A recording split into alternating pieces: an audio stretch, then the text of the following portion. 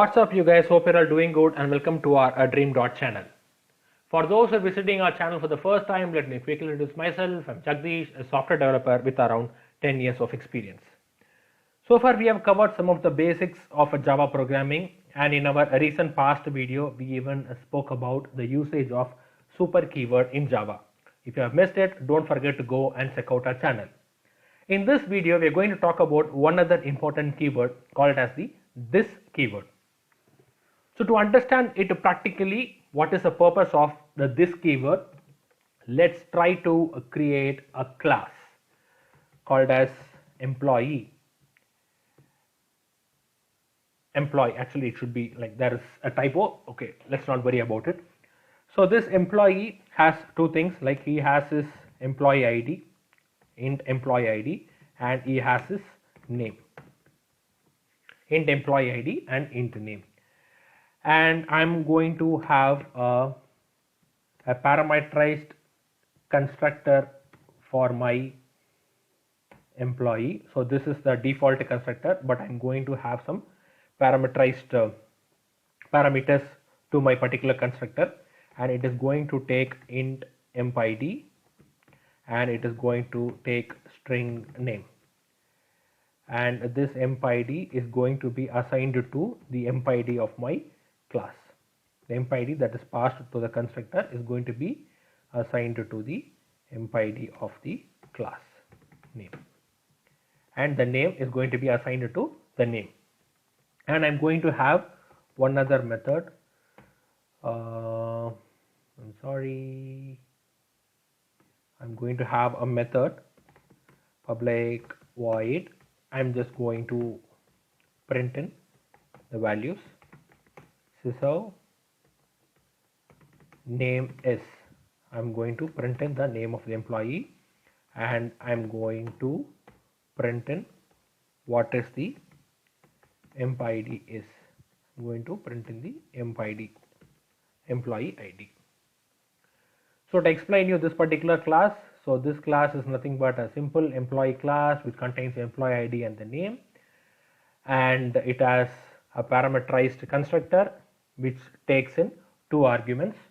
And if you don't know about what is a constructor, we have spoken it in our previous videos. Don't forget to go and check out our channel, which speaks extensively about the default and the parameterized constructors. And I'm having one other method called as a print method, which is going to print the name and the employee ID of that particular employee. To call this particular class, I'm going to create one other main class which contains a main method. So let that be a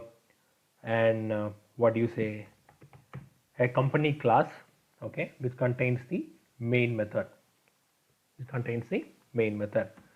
So what am I going to do is I'm going to create an object for the employee class.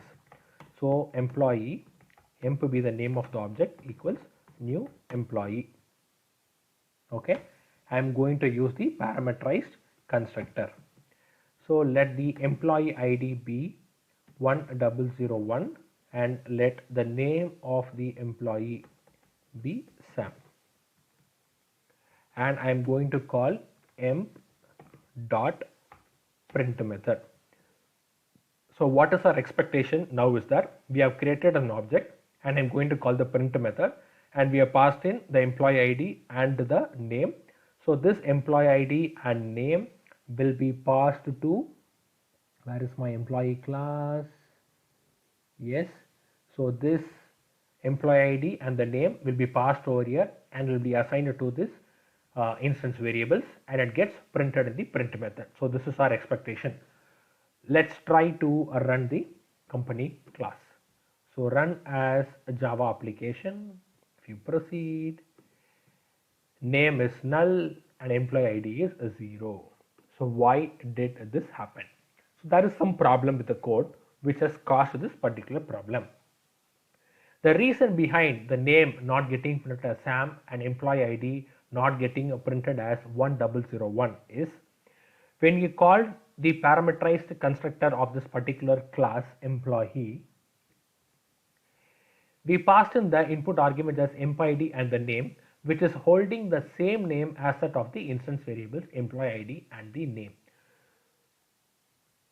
So it gets confused whether this employee ID is referring to this local variable or whether it is referring to the instance variable. It is not able to segregate between the local variable and the instance variable since both are holding the same name. So to clear out this particular situation or the problem, we can make use of the this keyword. So this is the keyword which will represent the current, it's an instance variable or it is a reference variable which will refer to the current object or the current instance.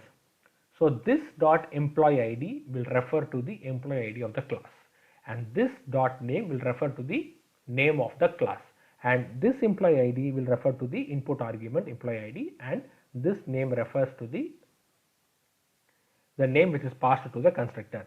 Now if you run this particular program company, when you run as a Java application, it gets printed correctly. Name is Sam and employee ID is 1001. So this confusion had happened only because of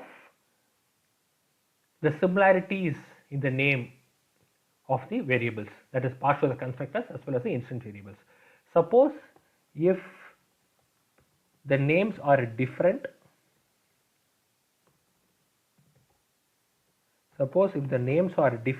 then you don't need this keyword. So straight away this program will work even without this keyword if I pass in ID to this employee ID and employee name to this name. And now if you run this company program even without this keyword, you will be able to run this particular program correctly. So when the instance variable's name is same as that of the variable which is passed to the constructor, to segregate between the instance variables and the variables, the local variables, we can make use of this keyword. In general, this keyword is something that is going to represent the current object or the current instance. So even though you don't give this dot employee ID, it is inferred that employee ID is nothing but this dot employee ID and this name is nothing but referring to this dot name, which is nothing but the instance variables. So this refers to the current instance or the current object. So that's it in this video. If you have any questions, you can post it out in the comment section, or any other questions related to Java or any other concept, don't forget to comment it out. And if you found this video informative, don't forget to give this video a thumbs up. Thank you.